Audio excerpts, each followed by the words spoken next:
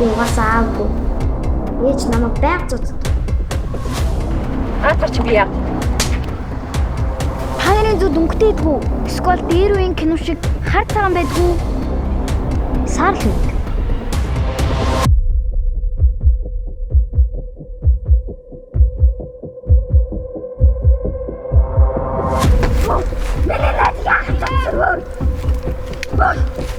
Ээж аава.